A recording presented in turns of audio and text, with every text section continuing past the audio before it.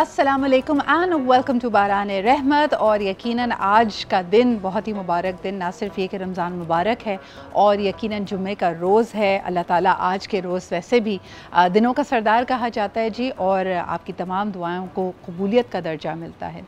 आज के दिन पढ़ा जाने वाला दुरूद शरीफ हुज़ूर अकरम सल्लल्लाहु अलैहि वसल्लम ख़ुद समात फरमाते हैं और यकीनन इसका जवाब भी आपको मिलता है। आज की इस बाबरकत दिन पे मैं सोच रही थी कि जैसे हमने अपने प्रोग्राम का आगाज़ किया सूरह इन्फितार की आयत नंबर 1 से 10 तक का, जिसके अंदर अल्लाह ताला ज़िक्र कर रहे हैं क़यामत के मंज़र का, जिसमें यकीनन कहा जाता है कि बहुत ही बदबख्त होंगे वो लोग जो उस आखिरी ज़माने में मौजूद होंगे और उस वक्त तक तमाम ईमान वालों को इस क़ुरा अर्ज़ से उठा लिया जाएगा। लेकिन जब सिर्फ़ और सिर्फ उसकी सख्ती और उसका बयान किया जाता है तो हमारे रोंगटे खड़े हो जाते हैं। आज मैं सैरी जब कर रही थी तो मुझे एक इंटरेस्टिंग सी रिफ़्लेक्शन मेरे जहन में आई और मैंने कहा मैं आपसे ज़रूर शेयर करूँगी। हुआ कुछ यूँ कि चाय का पहला कप पी लिया था और ऐन फजर की नमाज़ से पहले दिल चाहा कि एक और चाय का कप पिया जाए, तो जल्दी जल्दी चाय बनाई, चाय रखी और फिर मैंने सोचा कि एक कोई काम था, अम्मी ने कुछ कहा था, वो मैं करने लग गई और इसी असना में फजर की अज़ान हो गई और वो चाय की प्याली जो मैंने बड़े दिल से बनाई थी, दूसरी प्याली, वो वहीं सामने के पड़ी की पड़ी रह गई। अब मैं चाहकर भी उसको नहीं पी सकती थी क्योंकि रोज़ा शुरू हो चुका था और नीयत हम कर ली थी। और इससे मुझे ख़्याल आया कि शायद हमारी ज़िंदगी और हमारा जो वक्त है इस ज़मीन पर वो भी ऐसा ही है, मुकर्रर है। हमें पता है कि एक दिन हमें इस फ़ानी दुनिया को छोड़कर जाना है। हम जब इसमें मगन हो जाते हैं, कई ऐसे कामों का बेड़ा उठा लेते हैं, घर बनाने की बात करते हैं, दौलत इकट्ठी करते हैं, किसी चीज़ की चाहत करते हैं और उसके अंदर अपने दीन को, अपने फ़राइज़ को भूल जाते हैं। लेकिन जब आपका वक्त ख़त्म होगा तो मैं अक्सर सोच रही थी कि वो क्या लम्हा होगा कि आप चाहने के बावजूद जो भी आपका दिल है, जो भी आपका मिशन है, आप उसको पूरा नहीं कर पाएंगे और उस वक्त आपको रियलाइज़ होगा कि टाइम कितना कम था। हम जितनी चीज़ों को इल्तवा में डालते हैं, मिसाल के तौर पे अज़ान हुई और हमने सोचा जी अभी थोड़ी देर में नमाज़ पढ़ लेंगे। कितने ही लोगों के बारे में आपने सुना होगा, यकीनन आपके कई जानने वाले आज सुबह नहीं जागे हैं अपनी नींद से।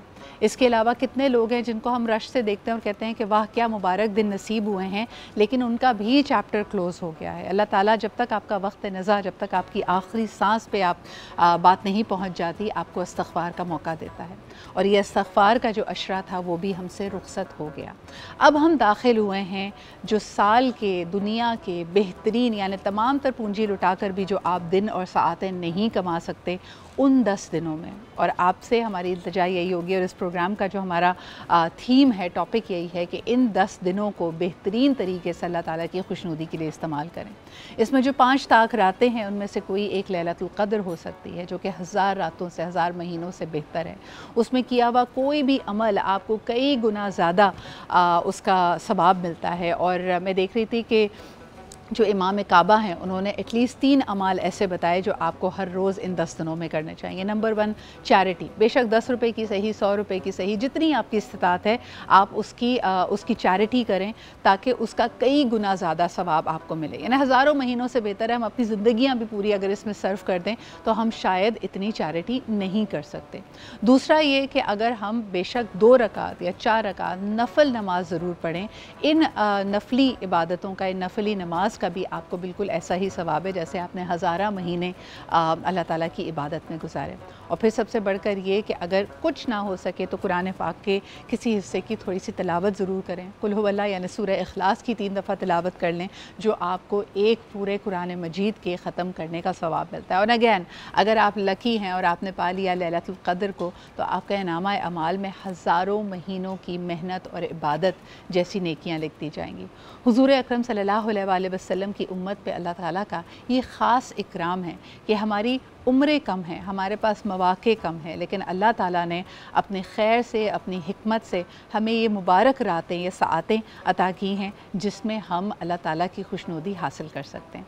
इसी थॉट के साथ आगे बढ़ते हैं। हमारे साथ मौजूद हैं सिमरा और आज क्योंकि फ्राइडे है तो क्या बिरयानी बन रही है? यस, क्या बात है। मैं भीगे हुए चावलों को देख के ही समझ गई थी कौन सी बिरयानी बन रही है, क्योंकि what I really like about Simra is कि ये बहुत ज़्यादा वैरायटी आपको देती हैं। ये नहीं कि बस बिरयानी बना दी जल्दी जल्दी हो गया काम। आज कौन सी वाली बिरयानी है? पुलाव बिरयानी। पुलाव बिरयानी, इसमें क्या फ़र्क होता है सिमरा? इसमें ये होता है जैसे यखनी बिरयानी, यखनी पुलाव जो होता है उसमें आपके जो चावल हैं वो यखनी में ही पकते हैं। सही। ठीक है, यखनी बिरयानी इसलिए, इसकी यखनी तो पकती है लेकिन यखनी के साथ ही ना ग्रेवी भी बनती है दही के साथ। अच्छा, टमाटर नहीं डलते, आपके यखनी पुलाव में ये कैसे होता है? पहले तुमने अगर चिकन से यखनी बना ली, उसके बाद चिकन को निकाल के उसको मसाले और ग्रेवी बनाते हैं, और वो जो यखनी वाला पानी है उसमें चावल उबालते हैं और साथ ही एक पुलाव की तरह बना देते हैं, तो फिर बिरयानी का टचअप आ जाता है, रंग भी डल जाता है। इसमें आलू डलते हैं और इसमें इसके जायके में और जो आम हमारी बिरयानी होती है उसमें क्या फ़र्क होता है? ये ज़्यादा फ्लेवरफुल होती है, इसमें यखनी का भी एक आपको टेस्ट आ रहा है? यखनी का फ्लेवर ज़्यादा हो रहा होता है और नॉर्मल डेज में जो हम बना रहे होते हैं उसमें प्याज, टमाटर, दही, इन चीज़ों का ज़्यादा फ्लेवर है। इसमें दही और यखनी का मेन जो है पावर जो आता है ना, फ्लेवर। समथिंग अबाउट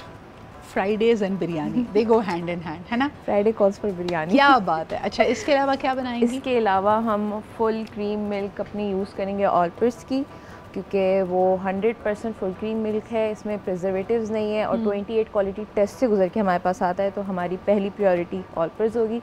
साथ में हम लजीज़ा की बादामी खीर बना रहे हैं। क्या बात है। तो मैं पता है कल मैं क्योंकि शाम तक यहाँ पे मौजूद थी तो शेफ़ जलाल ने कल जो ऑलपर्स की क्रीम है उससे ज़बरदस्त क्रीमी फ्रूट सैलड बनाई। मैंने उसको चखा भी, बहुत ही ज़्यादा क्रीमी और ज़बरदस्त है। I think it's a double cream, double whip cream की तरह की है ना ये? डबल विप क्रीम आप कर सकते हैं। नॉर्मल क्रीम को आप चिल करें, उसको चिल करके आप बीट करें ना, ठंडी जगह बिल्कुल ठंडा चिल करके आप बीट करें, पीक्स बनने लगे, पीक्स बन जाएंगी। नॉर्मल क्रीम की भी बन जाती है, बस आप उसको चिल उसमें करेंगे ना तो वो हो जाएगा। चिल्ड और बीट बहुत ज़्यादा, क्या बात है। अच्छा जी, इसके अंदर अब आपने रंग भी डालना है, ज़ाफ़रान भी मुझे नज़र आ रहा है, दही भी है, आलू बुखारे भी हैं, तो आज बड़ी ही मज़ेदार बिरयानी बनने वाली है। आप भी इंस्पिरेशन लें जी, आज घर पर बिरयानी बनाएं। और इसी के साथ हम आगे बढ़ते हैं और आज की तारीख़ भी बड़ी स्पेशल है, यानी आज है 20वां रमज़ान मुबारक। और ना सिर्फ ये कि हम आखिरी 10 रातों में दाखिल हो चुके हैं, आपको ये भी बताते चलें कि इसकी एक तारीख़ी अहमियत भी है, क्योंकि आज ही का दिन था जब हुज़ूर अकरम सल्लल्लाहु अलैहि वसल्लम को अल्लाह ताला ने शानदार कामयाबी से नवाजा। उनके जो बदतरीन दुश्मन थे उन पे फ़ातेह करार दिया और फ़तेह मक्का हुई। और यकीनन इसके हवाले से हमने एक रिपोर्ट तैयार किया जिसको शामिल गुफ्तगू भी करेंगे कि अल्लाह ताला जब आपको आज़माता है, आपके दुश्मनों से सामना कराता है, आपके अपनों में आपको तन्हा कर देता है, उसके बाद जब फ़तेह और कामरानी मिलती है तो फ़तेह मक्का से हम क्या असबाक ले सकते हैं, इस पर बात करेंगे जी एक ब्रेक के बाद। पहले देखिए आप ये रिपोर्ट के साथ ही हम ब्रेक पर जाएंगे, वापस आएंगे, हमारे मेहमान हमारे साथ होंगे। देखते रहिए बाराने रहमत।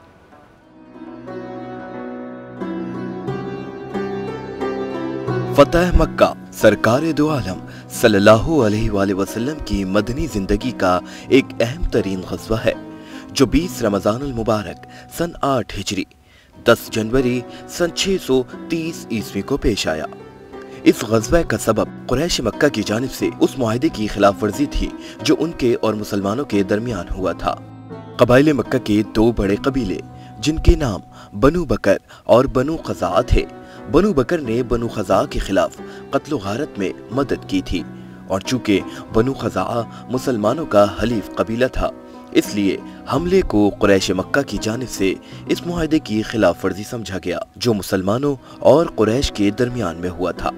ये मुआहदा सुलह हुदैबिया के नाम से मशहूर है। इस मुआहदे की खिलाफ वर्जी के जवाब में नबी पाक सल्लल्लाहु अलैहि वसल्लम ने एक अजीम लश्कर तैयार किया जो 10,000 मुजाहिदीन पर मुश्तमिल था। लश्कर आगे बढ़ता रहा यहाँ तक के मक्का पहुँच गया और फिर आलमे अरब पर इस्लाम की धाक बैठ गई।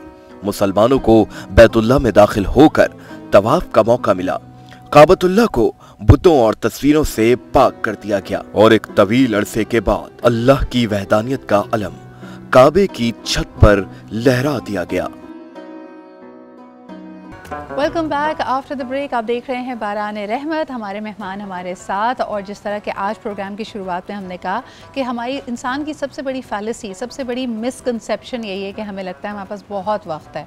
आज अगर हम किसी चीज़ में कोताही कर रहे हैं, किसी चीज़ को डिले कर रहे हैं तो कोई बात नहीं, कल हम वी विल कैच अप। लेकिन ये हर गुजरता लम्हा हमें बताता है कि वक्त बड़ी तेज़ी से आपके हाथ से एक फिसलती हुई रेत है और कई चीज़ें जो आपने सोची होंगी वो नहीं हो पाएंगी।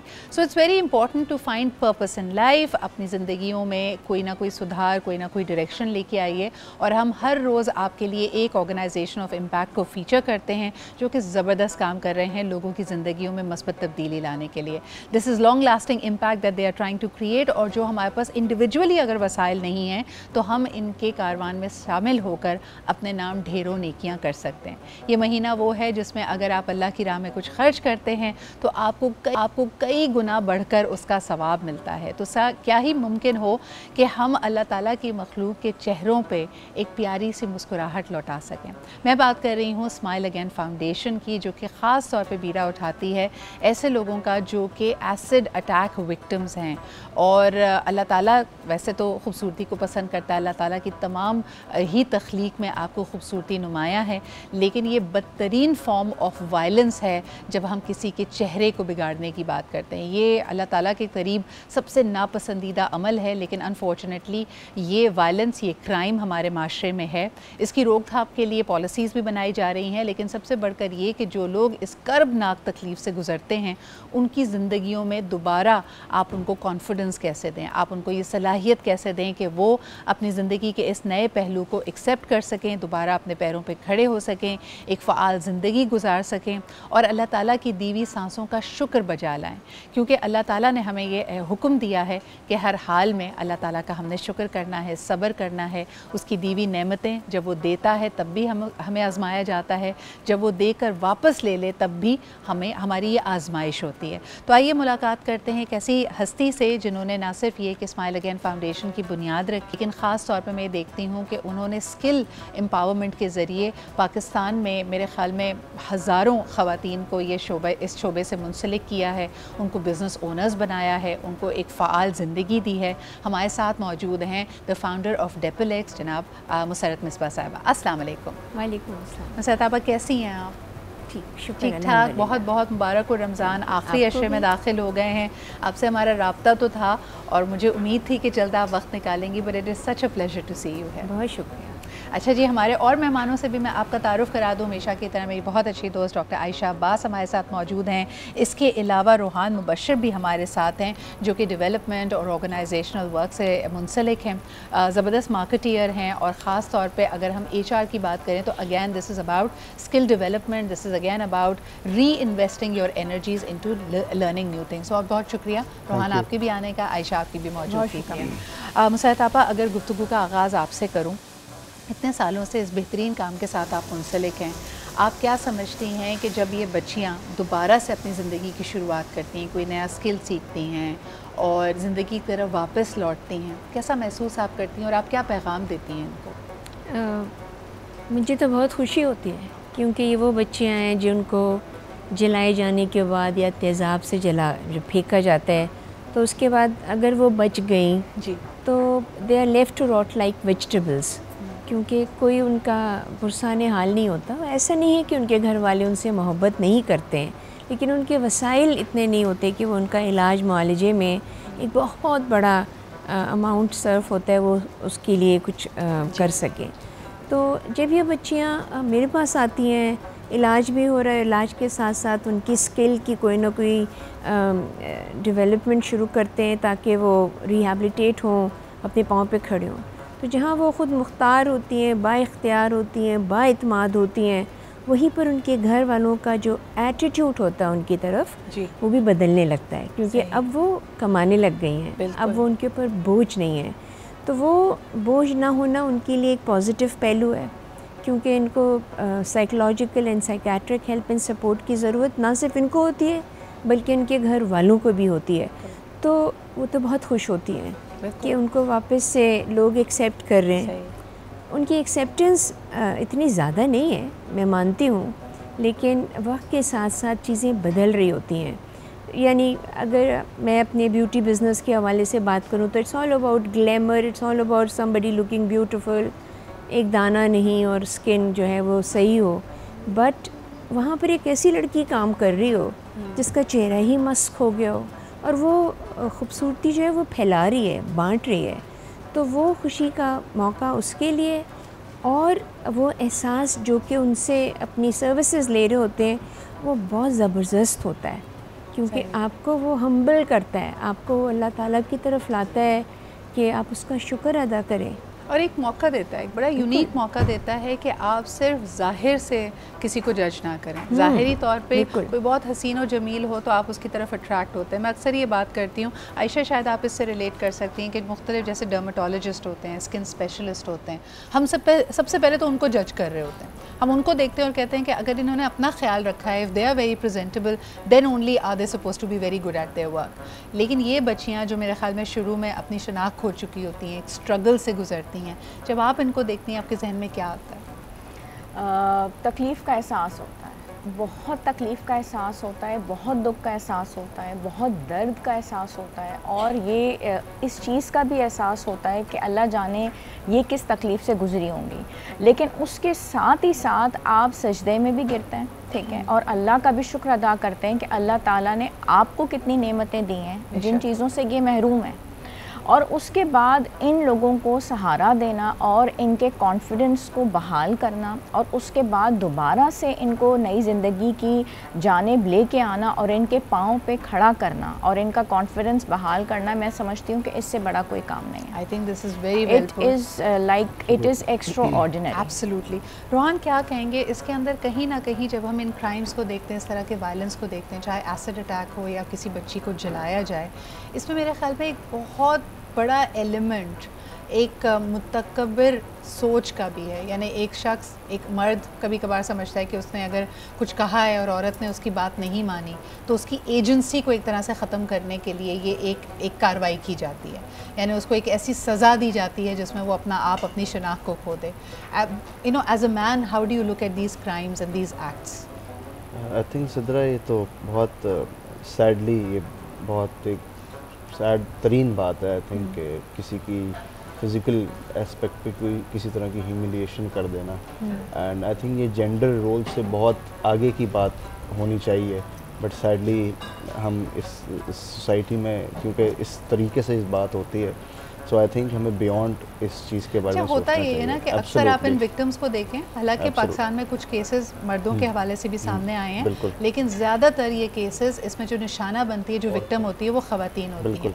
मुझे ऐसा लगता है कि जहाँ हम औरत की शक्लो सूरत पे, उसकी यूथफुलनेस पे ओवर एम्फोसाइज करते हैं, हम उसको बताते हैं कि यही तुम्हारी करेंसी है, तुम्हारा हुनर, तुम्हारी जहानत मैटर नहीं करती, सिर्फ तुम्हारी लुक्स, तुम्हारी youthfulness is going to make you successful in life and in the world, और तुम्हारी एक्सेप्टेंस उसी से है। तो जब उस पर वार किया जाता है तो मेरे ख्याल में एक बड़ा पैगाम देने की कोशिश है, एक सज़ा देने की कोशिश है कि अगर तुमने सरकशी की या तुमने कुछ ऐसा किया जिस पे हम तुम्हारे साथ नहीं हैं या हमारी बात ना मानी तो ऐसा होगा।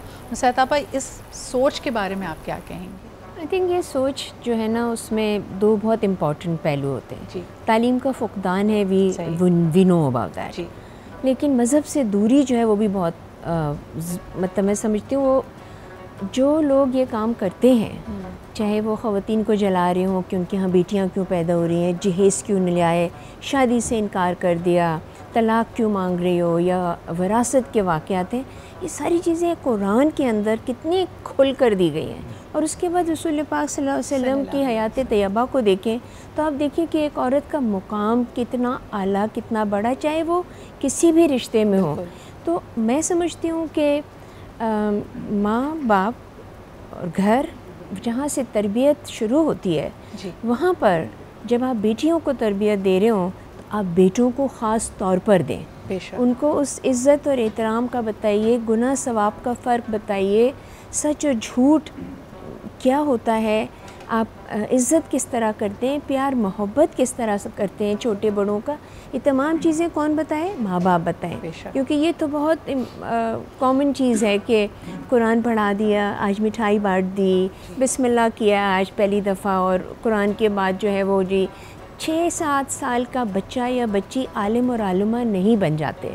उनको शऊर, माँ बाप को बाशऊर होना चाहिए, और वो बाशऊरी जो है वो चाहे तालीम से आए या आप खुद मज़हब को पढ़ें। हम में से बेहतर शख्स ही वही है जो कुरान को पढ़ता है और समझता है और आगे पढ़ाता है। तो फिर हम क्यों नहीं अपने आप को सही करें। मुसरत आपा, कितनी खूबसूरत आपने बात की कि ये ना सिर्फ एक जुर्म है बल्कि इसमें एक बहुत बड़ा पहलू दीन से दूरी का और अना परस्ती का, यानी अपनी अना में आके कहना कि हाउ डेयर समबडी, यानी उन हुकूक का मुतालबा किसी ने कैसे किया जो अल्लाह ताला ने अपने दीन में उसके दिए। बिल्कुल, क्योंकि सॉरी मैं आपकी बात काट रही हूँ, दीन जो है ना उसमें मुकम्मल दाखिल होने के लिए कहा। You can not pick and choose कि मैं ये बातें कर सकता हूँ उसकी बातें नहीं करूँगा, मैं शादी की बातें कर सकता हूँ लेकिन जो रेफरेंस टू कॉन्टेक्स्ट है वो उसको देखने की ज़रूरत ही नहीं है। तो हमें हर सूरत अपने दीन को समझना चाहिए और उसको मुकम्मल तौर पे दाखिल होने के लिए कोशिश तो करें। एब्सोल्युटली।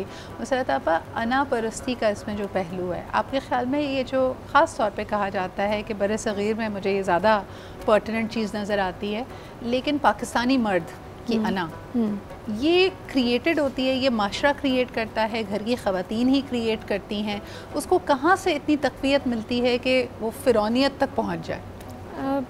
देखिए, ये तो ज़ाहिर है कि माशरे का और हमारे कल्चर का इसमें बहुत बड़ा हाथ है। सही। ऐसा नहीं है कि दूसरे ममालिक में ऐसे जराइम या मज़ालिम नहीं होते होंगे, बिल्कुल, मगर वहाँ पर जुर्म होने के बाद सज़ा यकीनी होती है। यहाँ पर हम लोग जो हैं, जब एक मर्द ऐसी कोई हरकत करता है या इबरत का निशाना बनाने की कोशिश करता है, अपने आप को बताना चाहता है कि well I am the man, you know, मैं इसलिए मैं ये कर सकता हूँ, जाहरियत से दिखाने की कोशिश करता है। उनकी रिपोर्टिंग होती है तो लिखने वाला कहता है कि क्या किया था आपने, क्या आपको जला दिया गया या आपके ऊपर तेज़ाब फेंक दिया। यहाँ से उसका जहन आप समझ सकते हैं कि वो औरत या बच्ची या बेटी जो है उसके नज़दीक एक ऐसी कोई इम्पोर्टेंस नहीं रखती है कि जिसके लिए कोई तरद्दुद या कोई बेहतरी की जाए।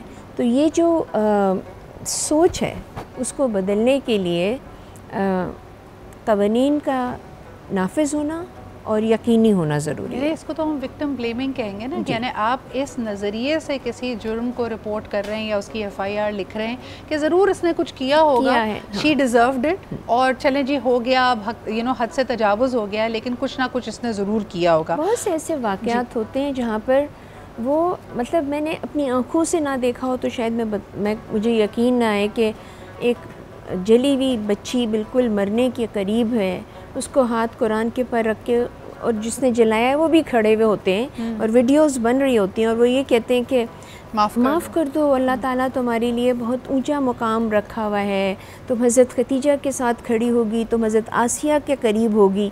वो बेचारी की आखिरी सांस गई और उसका हाथ ऐसे गिर गया कुरान के ऊपर, जी माफ़ कर दिया। और वो शख्स जिसने उसके साथ ये जुल्म किया था वो चला गया, घर वाले जो थे वो उन्होंने आई एम श्योर के कुछ पैसे वैसे ले के ये सारा काम किया होगा। बट ये सिर्फ सोच जो है वो एक ऐसे माशरे की जो कि हम पैट्रियार्कल कहें या मर्दों के का वो माशरा कहें, लेकिन यहाँ पे ख़वातीन का भी बहुत बड़ा हाथ होता है। मुसरत आपा, ये जो आपने अपने एक्सपीरियंस में देखा, ज़्यादातर ऐसे जो मज़ालिम हैं, ये जो क्राइम के परपेट्रेटर्स हैं, ये जानने वाले होते हैं, ये ख़ानदान वाले ही होते हैं या किसी न किसी तरह वाकिफ़ होते हैं? जी बिल्कुल, जानने वाले होते हैं, वाकिफ़ होते हैं। बहुत कम ऐसा होता है कि लड़ाई झगड़े की जर्द में कोई बच्चे या औरतें या आगे, मतलब जानने वाले इस तरह भी हैं कि पड़ोसी हैं तो उसने फेंक दिया, जानने वाले ऐसे हैं कि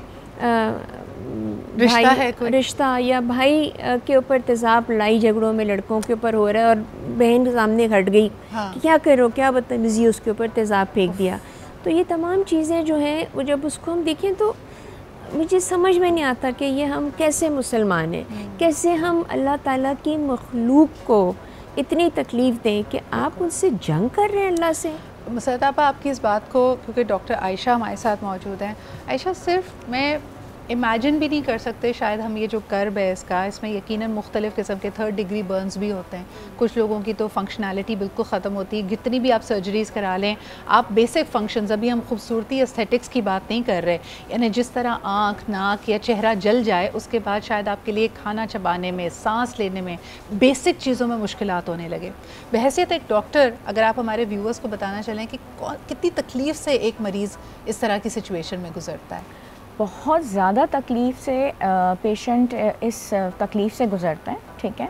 और ऑफ कोर्स इसकी जो परसेंटेज है उसके हिसाब से कैलकुलेट किया जाता है जो बर्न्स की जो परसेंटेज है, और फिर ये असेस किया जाता है। ऑफ कोर्स उनको ये तो एक इमरजेंसी की और एक क्रिटिकल सिचुएशन है, ठीक है।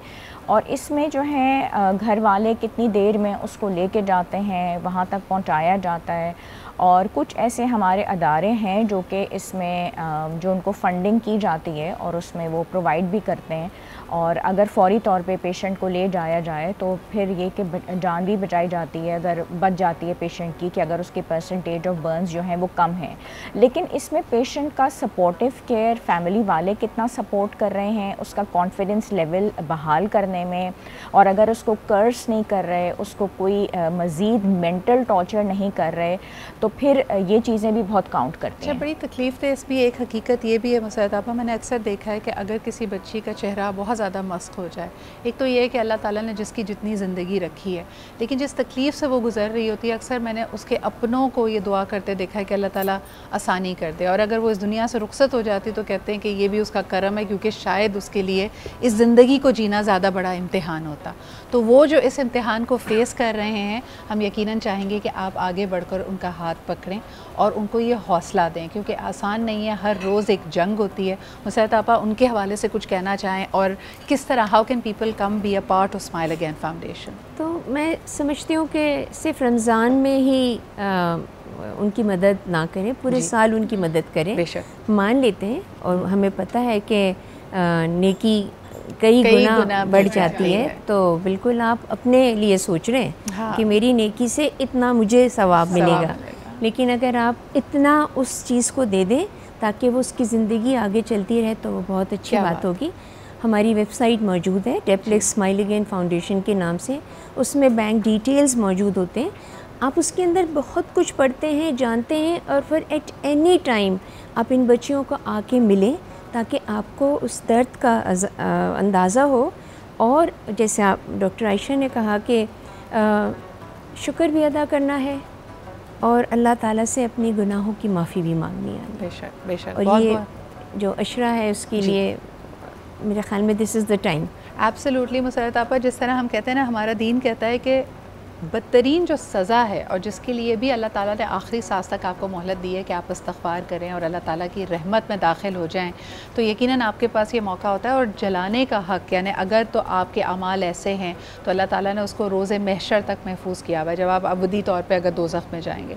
दुनिया में ज़िंदगी में किसी पे ये जुल्म ढाना, मेरे ख्याल में ये बहुत तकलीफ़ दे, बहुत कर्ब की बात है। अल्लाह ताला हम सबको हिदायत दे। इसी के साथ मुसैद आपा, आपके आने का बहुत बहुत शुक्रिया, and thank you for putting the smiles back on so many faces and so many families have been beneficiaries of this. हम एक छोटा सा ब्रेक लेते हैं, वापस आएंगे। हमारे साथ हिना हबीबा भी मौजूद है और उनकी खूबसूरत आवाज़ में कलाम सुनेंगे एक छोटे से ब्रेक के बाद। यकीनन हमने जैसे आपसे पहले भी जिक्र किया कि ये अशरा अब दोज़ख से निजात का अशरा है, और यकीनन इसके लिए कहा जाता है कि ये अगर पूरे साल में देखा जाए तो ये 10 सबसे ज़्यादा कीमती दिन, सबसे ज़्यादा कीमती रातें आपके पास हैं।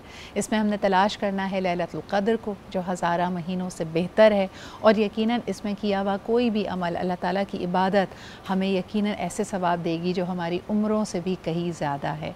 तो आइए कोशिश करें कि ज़्यादा से ज़्यादा इसमें सवाब समेट सकें। इसके अलावा जैसे प्रोग्राम की शुरुआत में हमने आपको बताया कि तारीख़ी तौर पे देखा जाए तो आज का दिन बड़ा अहम, क्योंकि आज फ़तेह मक्का का दिन है।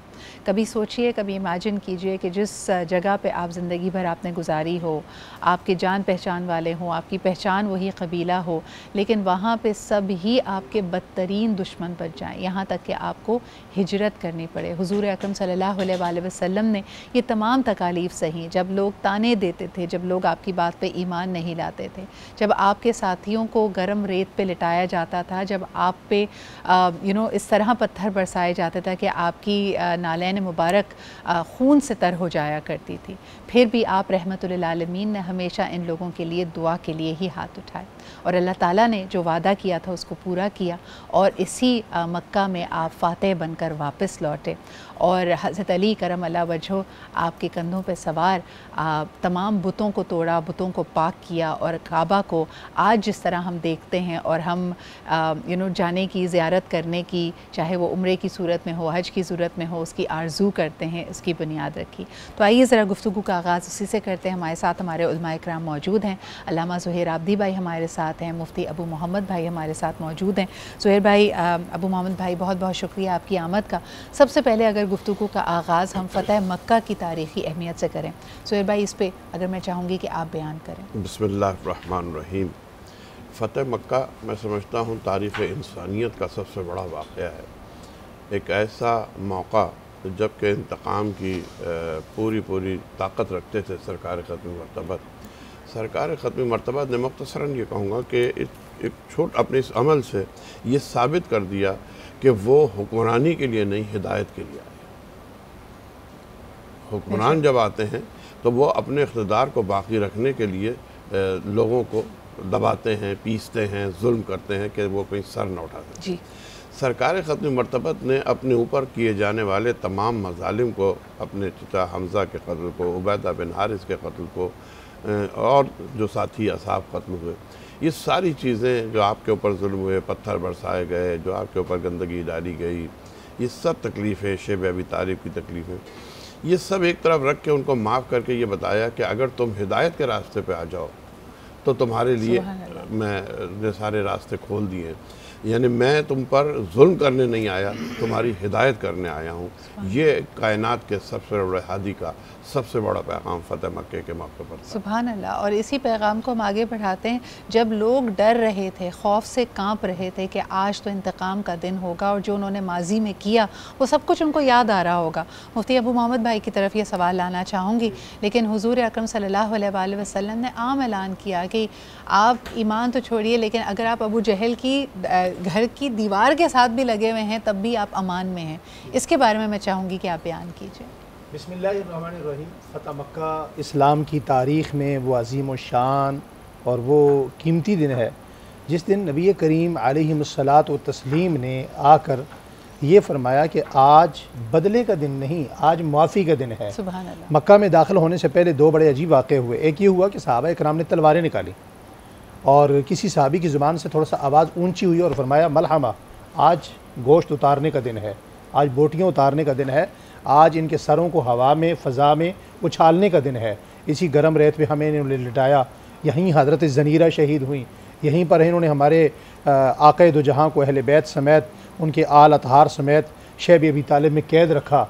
तो आज बदले का दिन है। ये बात जब हुजूर नबी करीम सल्लल्लाहु अलैहि वसल्लम के कानों तक पहुँचती है, समाते रसूल से टकराती है, तो आक़ाए दो जहाँ सल्लल्लाहु अलैहि वसल्लम अपनी सवारी से नीचे आते हैं, तमाम असहाब को जमा करके फरमाते हैं ला मलहमा अल यौम मरहमा, आज बदले का दिन नहीं, आज रहमत का दिन है, आज मग़फ़रत का दिन है, आज माफ़ी का दिन है।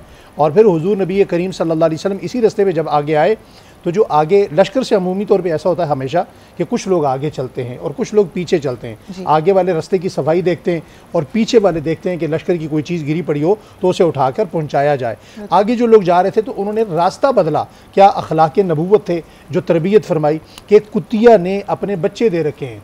हुजूर को ये जब बात पहुँचाई तो अल्लाह के नबी, इसीलिए मैं कहा करता हूँ कि हुजूर इलाके फ़तह करने नहीं, कुलूब फ़तह करने आए थे। हुजूर ज़मीन फ़तह करने नहीं, दिल फ़तह करने आए थे। आक़ा दो जहाँ सल्लल्लाहु अलैहि वसल्लम ने फरमाया उसे तकलीफ़ नहीं देनी, उसके बच्चे छोटे हैं, तुम अपना रास्ता बदल दो। तो ये हज़ारों के लश्कर का, कायनात के कीमती कुद्दूसी निफाज शख्सियात का लश्कर का हुजूर ने रुख मोड़ दिया।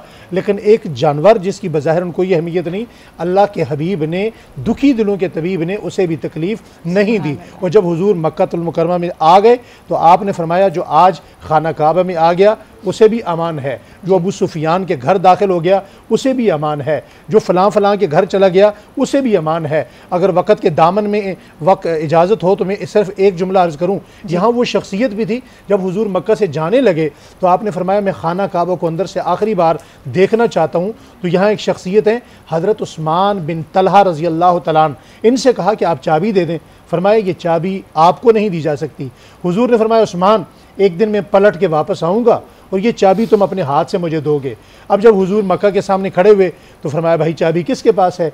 तो ये अपने घर गए। फरमाया माँ वो दिन आ चुका है, हुजूर वापस भी आ चुके हैं। मुझे यकीन था जब हुजूर ने कहा जो हुजूर कहते हैं वो होता है।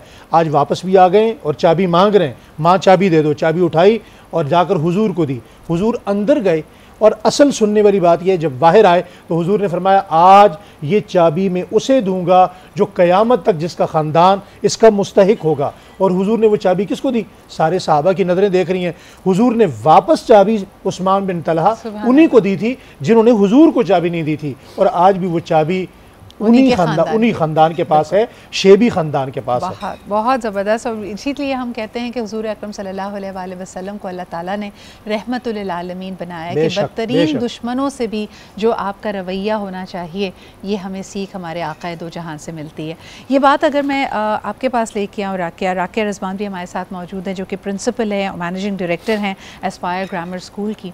बच्चों की जब हम तरबियत करते हैं राकिया जी, तो उसमें ये बड़ा अहम है कि उनको ये वैल्यूज़ बताई जाएं कि जो दिन आपके ख़िलाफ़ है उस दिन आपने सब्र कैसे करना है, और जो दिन आप जिस दिन फ़तेह याब होते हैं, क्योंकि अक्सर आप देखें कि छोटे बच्चे भी हमारे यहाँ, तो हम कहते हैं ना स्पोर्ट्समैन स्पिरिट सिखाती है, लेकिन जब बच्चा मैच जीत के आता है तो उसका रवैया, उसका हुलिगनिज़म, उसका शोर व गुली कुछ और होता है।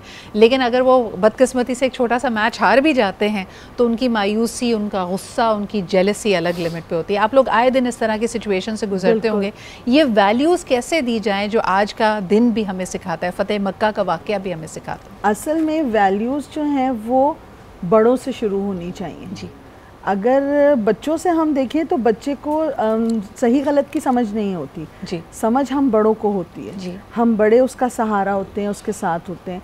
आपने जैसे अभी स्पोर्ट्स की बात की, तो स्पोर्ट्स हो या कोई भी इवेंट हो, आप और हम एज अ पेरेंट अपने बच्चों के साथ खड़े होते हैं।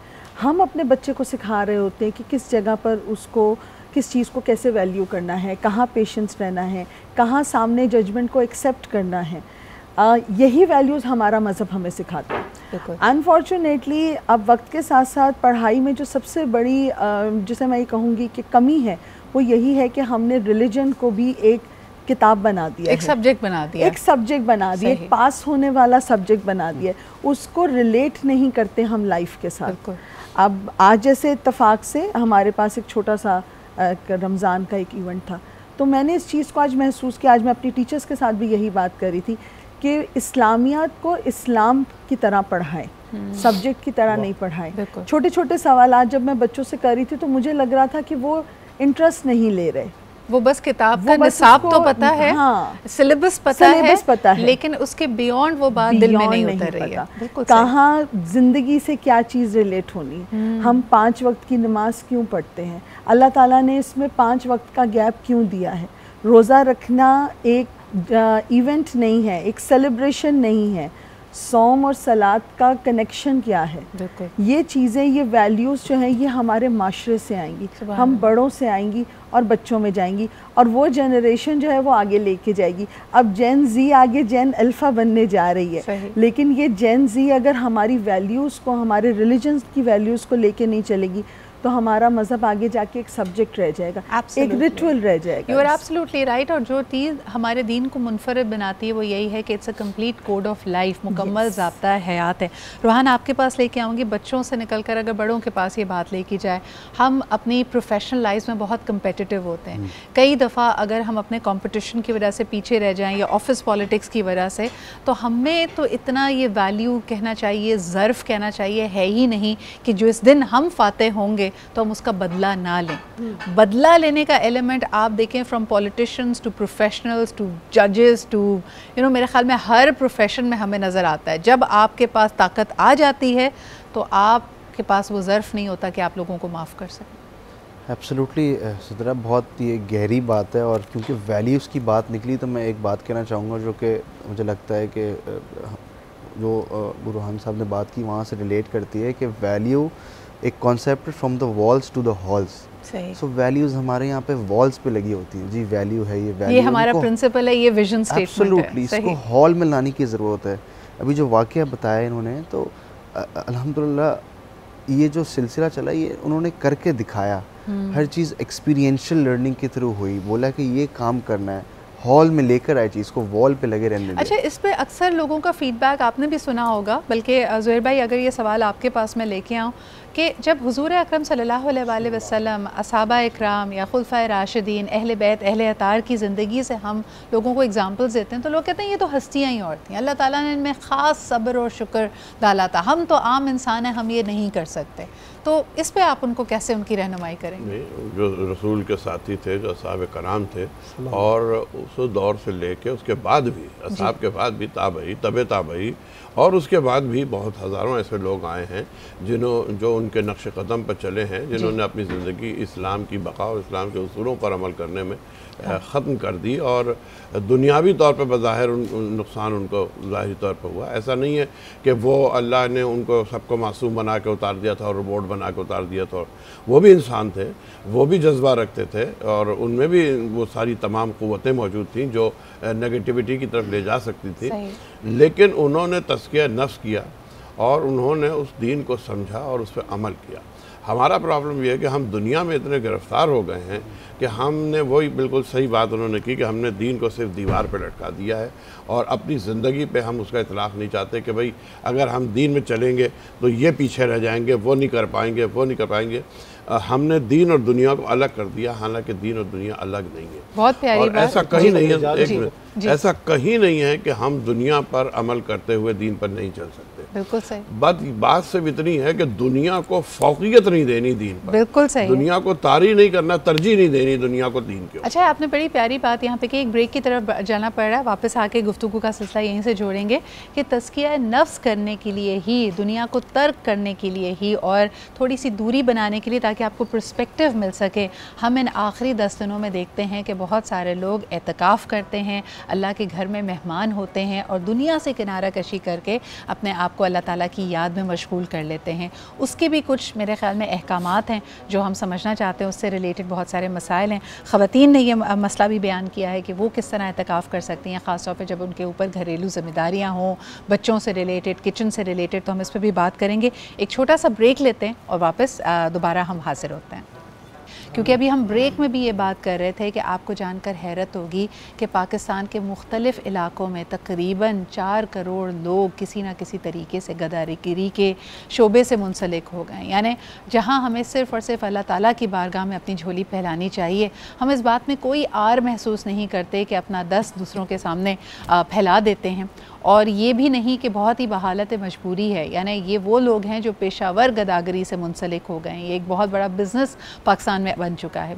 ना सिर्फ ये हमारे मुल्क में हमारे लिए सुक्की का बायस बनता है, काहिली का बायस बनता है, बरकतों को उड़ा देता है, बल्कि साथ साथ हम ये देखते हैं कि हमारे पड़ोसी ममालिक, चाहे सऊदी अरब की बात करें, मलेशिया की बात करें, वो भी पाकिस्तानियों से कतराने लगे हैं। अल्लाह ताला हम सब के अंदर हमारी जो सेल्फ़ रिस्पेक्ट है उसको उजागर करे, और हम अगर हाथ फैलाएँ या अपनी इल्तिजा लेकर जाएं या गिड़गिड़ाएं तो सिर्फ़ और सिर्फ अल्लाह ताला की बारगाह में। अबू मोहम्मद भाई, इस पे मैं चाहूँगी कि ज़रा सी आप बात करें, फिर असद की तरफ भी हम चलेंगे। आज एतकाफ़ में भी हम देख रहे हैं कि लोग अगले 10 दिन तक एतकाफ़ इख्तियार करेंगे, अल्लाह ताला की बारगाह में हाज़िर होंगे, उनके मेहमान बनेंगे।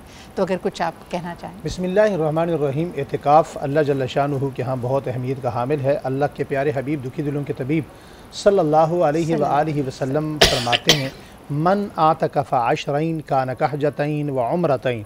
जिस बंदे ने एतिकाफ़, जो बंदा एतिकाफ़ बैठा अल्लाह की रज़ा के लिए, अल्लाह की खुशनुदगी के लिए, देखिए उसने मस्जिद में बैठ के नमाज़ तो पढ़नी है, अगर वो इसके अलावा फ़राइज़ के अलावा कोई इबादत नहीं भी कर सकता तो फिर भी उस पर कितनी बड़ी खुशखबरी है कि अल्लाह ताला जब वो वहाँ से उठता है, अपने घर जाता है, तो अल्लाह ताला उसको 2 हज और 2 उम्रे का सवाब अता फरमाते हैं। आप ये देखिए कि जब बंदा थोड़ा बहुत मामूली बीमार होता है तो वो घर में ही पेनाडोल वगैरह ले लेता है, लेकिन जब थोड़ा सा ज़्यादा तबीयत ख़राब होती है तो वो इंजेक्शन लगवाने के लिए डॉक्टर के पास जाता है। लेकिन जब उसकी बीमारी हाई प्रोफाइल सूरत इख्तियार कर जाती है तो उसे SOPs के तहत जाकर अस्पताल में एडमिट होना पड़ता है।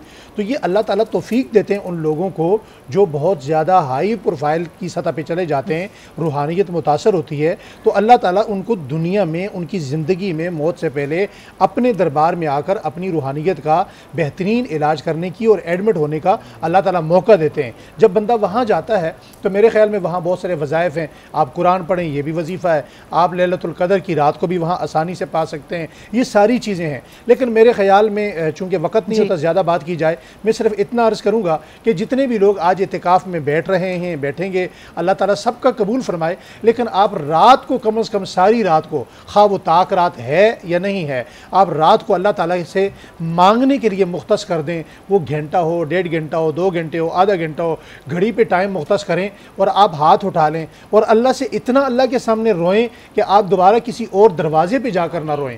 और आप अपने आप को ऐसा मना लें कि आप अल्लाह के सामने रोने के आदी हो जाएं। और आप अल्लाह ताला को ऐसा ज़रूर मना लें, इतने आंसू बहाएं, इतनी गिरिया जारी करें कि आपको अल्लाह से मांगने की आदत पड़ जाए और आपको यकीन हो जाए कि जब मिलेगा इसी दर से मिलेगा, जो मिलेगा इसी दर से मिलेगा इंशाअल्लाहुल अज़ीज़। इस कैफियत के साथ जब आप चांद रात को उठकर जाएंगे, फरिश्ते आपके रास्ते में खड़े होंगे, आपसे मुसाफा करेंगे, आपके जिस्म के साथ अपने जिस्म को, अपने परों को मस करेंगे। और फिर फरिश्ता ईद के दिन, पहले दिन उठकर आप जब ईद पढ़ने जा रहे होंगे तो ऐलान करेगा कि कद गफ़रतु लकुम व बद्दलतु सय्यातिकुम हसनात। या अल्लाह, ये आज वो बंदा है कि अल्लाह ताला की तरफ से ऐलान है कि आज इसके गुनाहों को भी अल्लाह ने नेकियों में बदल दिया है। तो ईद जो हम अपना मनाते हैं, ईद रमज़ान गुजारने की नहीं, रमज़ान पाने की होती है। जिसने रमज़ान पाया उसकी ईद है, रमज़ान गुजारने की नहीं होती। अल्लाह ताला सबको अमल की तौफीक दे। सुभान अल्लाह, सुभान अल्लाह। अबू मोहम्मद भाई का बयान बड़ा खूबसूरत और ख़ास तौर पे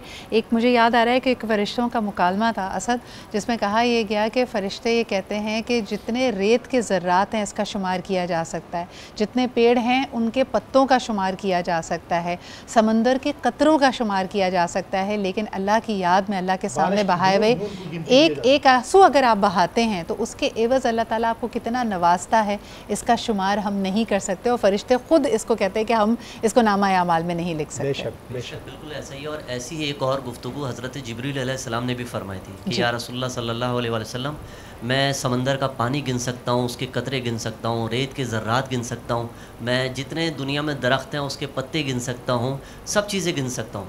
लेकिन या रसूलुल्लाह सल्लल्लाहु अलैहि वसल्लम, जब आपका कोई उम्मती आप पर दुरूद पाक पढ़ता है तो मैं नहीं गिन सकता कि उसके ऊपर अल्लाह की कितनी रहमतें बरसती हैं। सुभान अल्लाह। असद, आज इंशाअल्लाह ताला आखिरी अशरे की पहली ताक रात भी होगी। मैं चाहूँगी कि इस मुनासबत से अगर कोई खूबसूरत सा कलाम आप पेश करें। मैं इंशाअल्लाह आज अल्लामा ज़ुहैर आबदी साहब ने मुझे एक नाज शरीफ का हुक्म दिया है, बेहज़ाद लखनी रहमतुल्लाह अलैह का, मैं उसके चंद अशार पेश करने की सादत हासिल करूँ। सुभान अल्लाह, जज़ाकल्लाह। और यकीनन हमारी जो गुफ्तगू है वो इसी तरह जारी रहेगी। असद की आवाज़ में आप ये खूबसूरत सा कलाम सुन रहे थे जो कि आज ज़ुहैर भाई की ख़ास फरमाइश थी। इससे पहले कि हम गुफ्तगू दोबारा उलमाए किराम के पास लेके जाएँ, रूहान आपसे पूछना चाहूँगी, ये जो आज का दिन है यकीनन 20 रमज़ान मुबारक, फ़तेह मक्का का भी दिन है, स्ट्रगल के बाद विक्ट्री हासिल करना, ये हमारे आज के दौर में क्या मायने रखता है? ख़ास तौर पर अगर आप प्रोफेशनल्स जिनके साथ आप डील करते हैं, कंपनीज़ के साथ, उनको क्या कहना चाहेंगे इस हवाले से? मुझे लगता है कि इस तरह ये जितनी भी स्टोरीज़ हैं ये बड़ी इंस्पिरेशनल स्टोरीज़ हैं और इनको बेसलाइन बना के लोगों को इससे लेसन लेना चाहिए इन टर्म्स ऑफ कि ये एक मोटिवेशन का एलिमेंट भी है इनमें, एक कंपैशन का एलिमेंट भी है। ये सारी वो बातें हैं जो रमज़ान के इस बाबरकत दिन और महीने में हमें इन एक्शन लेकर आनी है। सही। सो यही हमें पूरे साल भी पूरी इसकी ट्रांसपेरेंस रखनी है, लेकिन not only to Ramzan only but not only organisations के लिए, लेकिन एज एन इंडिविजुअल डेली ज़िंदगियों में भी ये कंपैशन, ये जो लेसन्स हमने, सारी स्टोरीज़ हैं, इसको हमें डाउन द लाइन लेके जाना है ऑर्गेनाइजेशंस में, लोगों में, कल्चर्स में, वैल्यूज़ में, एक्शंस में, और इसी तरह से फिर ये कल्टीवेट होगा। जो शख्स जहाँ पे जो भी काम कर रहा है, अगर वो आप अपने पूरे पैशन के साथ करें, उसमें एक हाई वैल्यू सिस्टम रखें, उसमें कहीं ना कहीं अपना तज़किया करते रहें कि कहीं हम ईगो का शिकार तो नहीं हो रहे, कहीं हम मुश्किल में तो नहीं आ रहे, कहीं हम ऐसा तो नहीं है कि अना परस्ती में तो नहीं जा रहे, तो ये बड़ा अहम होता है। लेकिन ज़रा जल्दी से किचन की तरफ चलते हैं। शेफ़ सिमरा वहाँ पर मौजूद हैं और इन्होंने प्लेटिंग भी कर दी है हमारी खूबसूरत सी और दिखने में तो बड़ी जायकेदार सी यखनी बिरयानी तैयार है और इंशाल्लाह ताला अब मेरे ख्याल में जब इफ्तार होगी तो हमारे जो साथी इसको नोश करेंगे उनसे पूछेंगे कि इसका टेस्ट कैसा था। लेकिन बनाया बहुत खूबसूरत है, प्लेटिंग में बहुत अच्छी लग रही है ना भाई, क्या बात है। ज़ुहैर भाई क्योंकि होते हैं इफ्तार के वक्त वो इस बात की सनद दे रहे हैं कि वाकई सिमरा बहुत अच्छी कुकिंग करती हैं। इसके अलावा आपने क्या बनाया? इसके अलावा मैंने लजीज़ा की बादामी खीर बनाई है और ये सब पकाने से पहले हाइजीन का ख्याल रखते हुए हमने अच्छाई की तरफ हाथ बढ़ाया है, लाइब्रेरी से हैंड वॉश करा है। साथ में हमने अपनी जो यखनी बनाई थी वो नॉर क्यूब से बनाई थी चिकन की, क्योंकि रिफ़्रेश करो इफ्तार नॉर रमज़ान के साथ। और पर उसकी क्रीम हमने क्रीम बोल रही हूँ दूध इस्तेमाल किया था, क्योंकि फुल क्रीम मिल्क है अपनी खीर को क्रीमी बनाने के लिए। और जो है आप कपड़े जो आपके गंदे हो जाते हैं पकाते हुए, उससे आप बिल्कुल ना डरिए। सर्फ एक्सेल आपके साथ है, वो आपके ज़िद्दी गहरे दाग खींच निकालेगा। ज़बरदस्त। अच्छा, और आज कुछ शरबत वगैरह बनाया है आपने? कुछ पीने शरबत मैंने बनाया है, चिल होने के लिए रखा हुआ है, मरहबा गुलबहार, क्योंकि जहाँ प्यार वहाँ मरहबा गुलबहार। फलों फूलों और खालिश जड़ी बूटियों की अर्कियात से बना हुआ हमारा मरहबा गुलबहार का शरबत थोड़ा चिल हो रहा है, इसलिए यहाँ मैं नहीं रख पाई। अच्छा, और उसमें क्या क्या आपने डाला है? वही तुख मलंगा एंड वाटर या कुछ? नहीं, आज थोड़ा लेमनेड टच दिया है उसको। लेमनेड में हमने अपना जो है मरहबा गुलबहार ऐड किया। एक छोटा सा सवाल आया तो ज़ुहैर भाई, इससे पहले कि हम प्रोग्राम को ख़त्म करें, मैं ज़रूर चाहती थी कि आप उस पर कमेंट करें। ख़वातीन जिन्होंने एहतिकाफ़ में बैठना है उनके लिए अगर आप कुछ कहना चाहें, क्योंकि वो अक्सर ये सोचते हैं कि घरेलू ज़िम्मेदारियाँ भी हैं, क्या उनकी पाबंदी है कि वो फिर कोई और काम नहीं कर सकती, अपना वो वक्त वो सिर्फ़ और सिर्फ अल्लाह ताला की याद में सर्व करें? देखिए, ख़वातीन की बड़ी ज़्यादा ज़िम्मेदारी होती है और परवरदिगार आलम ने इन इबादतों के एवज़ वो जो ज़िम्मेदारियाँ वो अदा कर रही हैं उसमें उनके लिए इस इबादतों से कहीं ज़्यादा सवाब रखा है। सही। अगर ऐसी कोई मजबूरी है कि घर में कोई अल्टरनेट नहीं है, ज़ाहिर है कि घर की ज़िम्मेदारी औरतों पर ही होती है, तो बेहतर ये है कि वो घर की ज़िम्मेदारी को निभाएं, उन्हें वही सवाब मिलेगा। क्या बात है। और ज़ाहिर है कि घर में ही औरतों का एहतिकाफ़ जो है वो घर में ही है, तो उसमें भी अगर कहीं किसी वक्त उन्हें घर के किसी ऐसे काम की ज़रूरत पड़ जाए तो वो उसे अदा कर सकते हैं। तो आप थोड़ा सा वक्त भी मुख्तस कर सकते हैं, नफली घंटे भर का एहतिकाफ़ भी आप नियत करके कर सकती हैं। वो जो एरिया आपने मुख्तस किया हुआ है इबादत के लिए, नमाज़ पढ़ने के लिए, या घर की मस्जिद जिसको करार दिया है, वहाँ आप इस तरह का एहतिकाफ़ इख्तियार कर सकती हैं। कल नूर भाई हमारे साथ मौजूद थे तो उन्होंने इस बात की भी वजाहत की कि अगर आपने खाना खाना है तो आप खाना पकाने के लिए किचन में जा सकती हैं, लेकिन ख़ुद जो खाना खाना है वो उसी जगह जहाँ पर एहतिकाफ़ में बैठी हैं। जी, गुजारिश करें कि इन ख़वातीन को रमज़ान में आप मौका दें, बिल्कुल, सिर्फ उनको किचन तक महदूद ना करें। हाँ। तो वो भी अपनी इबादत करें। एब्सोल्युटली। बहुत बहुत शुक्रिया। हमारे साथ मौजूद थे मुफ्ती अबू मोहम्मद भाई, अल्लामा ज़ुहैर आबदी साहब की गुफ्तगू आपने सुनी, रकिया हमारे साथ थी, रूहान हमारे साथ थे, बहुत खूबसूरत आवाज़ सना काशिफ और हिना हबीबा भी हमारे साथ थी। इसी के साथ हमें इजाज़त दीजिए, इंशाल्लाह कल आपसे मुलाकात होगी। अपना बहुत ख्याल रखें। खुदा हाफ़िज़।